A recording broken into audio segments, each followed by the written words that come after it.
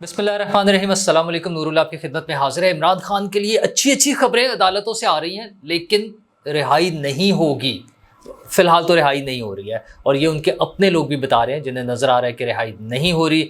Cipher case ख़त्म हो गया है, मखसूस नशिस्तों का केस अपने इख्तितामी मराहिल की तरफ बढ़ रहा है, लेकिन दूसरी तरफ इमरान खान की बहनें और अली अमीन गंडापुर धमकियाँ दे रहे हैं।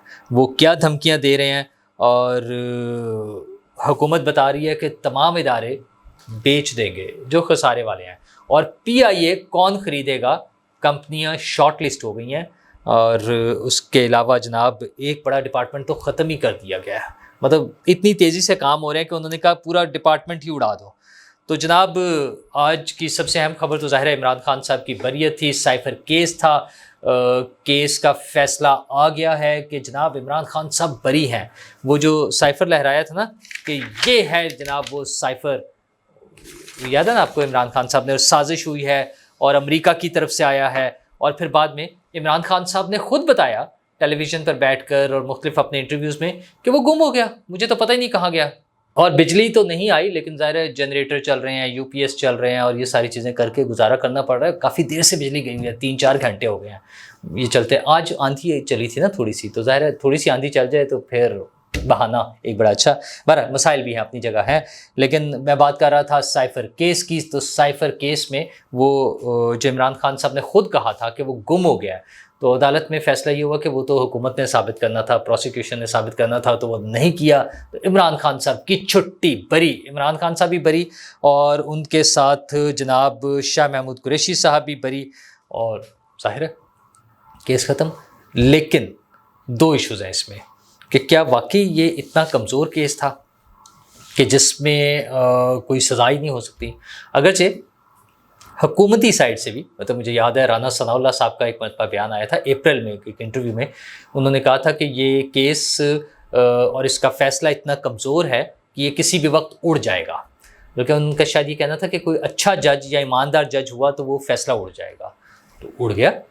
अच्छा, इसका मतलब क्या है कि हुकूमत की तरफ से जो वकला पेश हो रहे थे, जो लीगल टीम थी, वो पहले से तैयार थी।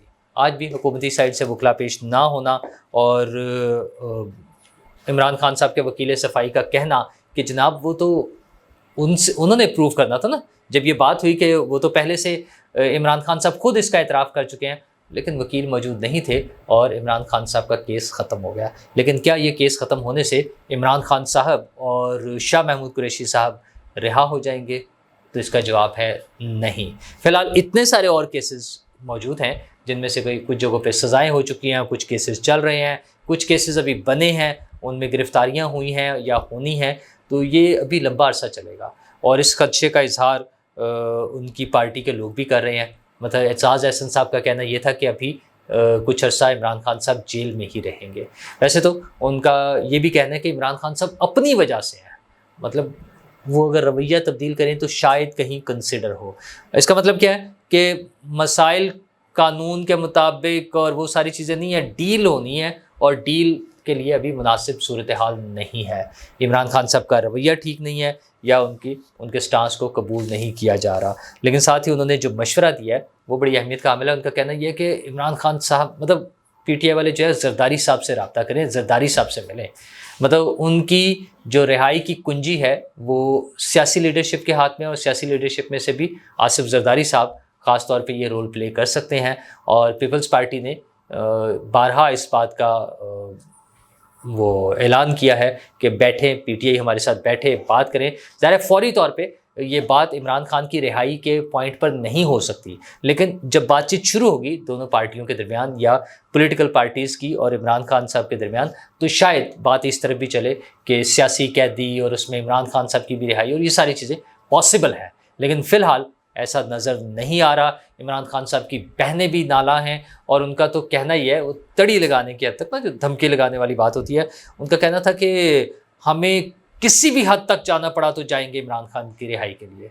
तो वो किस हद तक जाएंगे? असूलन तो एक लीगल फ्रेमवर्क है, एक कानूनी रास्ता है, अदालतों में जंग लड़ें। अच्छा, आज बड़े खुश हैं पीटीआई वाले, आज बड़े खुश थे कि जनाब हमने बड़ा मुश्किल वक्त सहे हैं, लेकिन ये देखें आइन और कानून के मुताबिक फ़ैसला हो रहा है, जजेस अगर सही फ़ैसले कर रहे हैं तो تو اس کا مطلب ٹھیک ہو رہے ہیں فیصلے.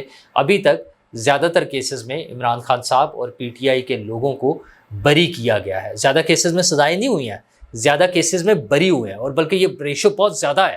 اگر کمپیریزن کیا جائے تو بری ہونے والے کیسز کی ریشو بہت زیادہ ہے. تو اس کا مطلب عدلیہ تو بڑا ٹھیک کام کر رہی ہے ان کے لیے.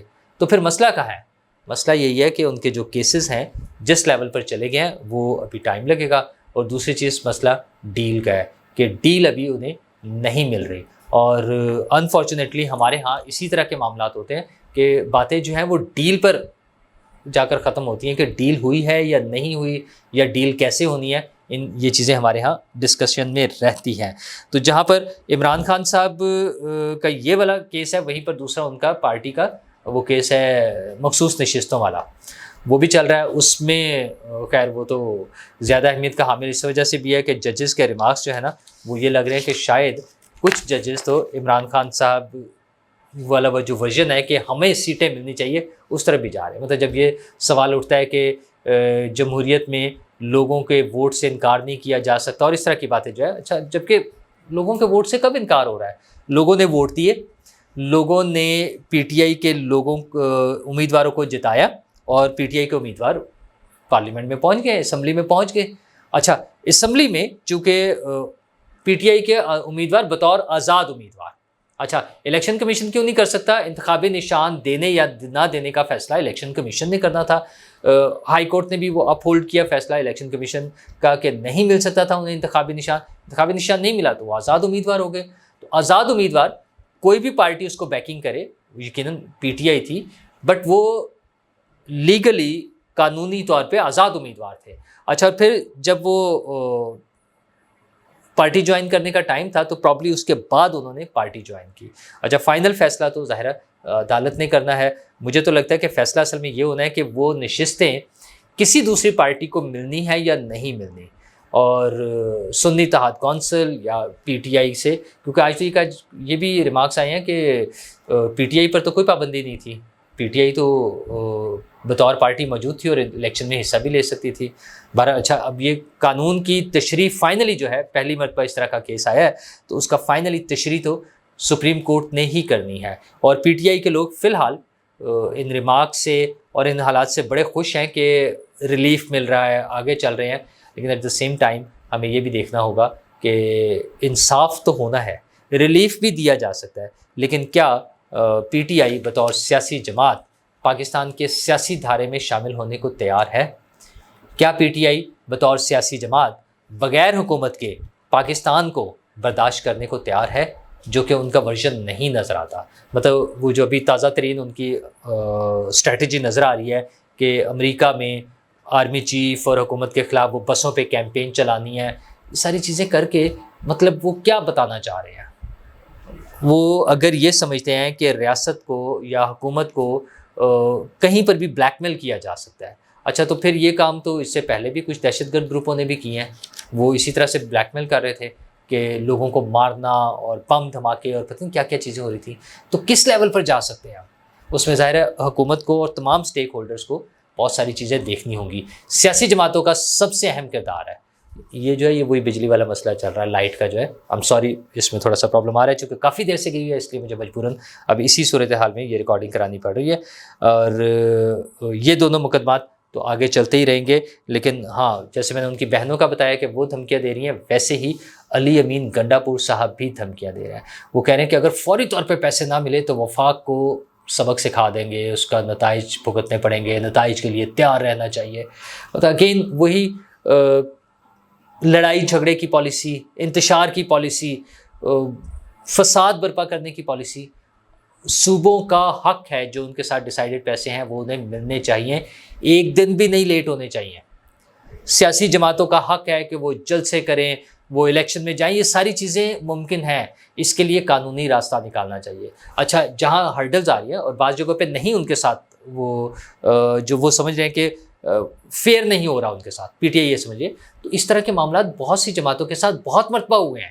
لیکن اس میں ملک کو اسٹیک پر لگانے والی بات نہیں ہونی چاہیے, نہ اس سے پہلے کبھی ہوئی ہے نہ آج ہونی چاہیے. یہ ہماری تمام سیاسی جماعتیں اور ان کو ملنے والی حکومتیں یہ تبھی ہیں جب پاکستان ہوگا. پاکستان ہوگا تو یہ سب کچھ چل سکتا ہے. یہ جو میلہ لگتا ہے، یہ جو سیاست ہوتی ہے، یہ جو الیکشن ہونے ہیں، یہ جو حکومت ملنی ہے، یہ سب پاکستان کے ساتھ ہے. تو پاکستانی بنے، سیاست بھی کرے لیکن پاکستانی بن کے سیاست کریں.